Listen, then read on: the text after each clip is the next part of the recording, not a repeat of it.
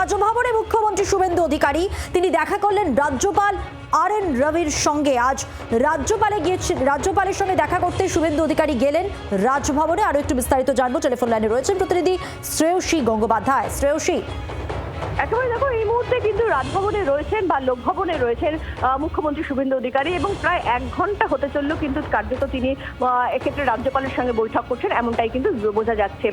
এক্ষেত্রে আজকে কি বিষয় নিয়ে এই বৈঠক সেই নিয়ে কিন্তু রীতিমতো জল্পনা রয়েছে, যার মধ্যে অনেকেই মনে করছেন যে সেক্ষেত্রে একটা সম্ভাবনার জায়গা হতে পারে যে মন্ত্রিসভার যে সম্প্রসারণ সেই সম্প্রসারণ নিয়ে আলোচনা হতে পারে।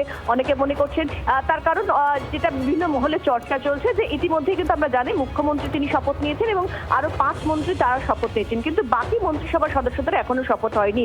ফলে সেই জায়গা থেকে দাঁড়িয়ে মন্ত্রিসভা সেক্ষেত্রে শপথে করানোর আগে সেই শপথটাই কিন্তু রাজ্যপাল করাবেন এবং সেক্ষেত্রে নিয়ম যেটা হচ্ছে সেটা হচ্ছে যে এক্ষেত্রে রাজ্যপালের কাছে সেই লিস্ট জমা পড়বে যে কারা কারা মন্ত্রিসভার সদস্য হিসেবে শপথ নেবেন, সেই লিস্ট জমা পড়তে পারে, সেটাও অনেকে মনে করছেন। আবার অনেকে মনে করছেন যে বিধানসভায় যেহেতু বাজেট সেশন আসবে সেই নিয়েও কিন্তু আলোচনা হতে পারে। ধন্যবাদ শ্রেয়সী, ধন্যবাদ। বাংলার আওয়াজ, বাঙালির আবেগ, জি 24 ঘন্টা।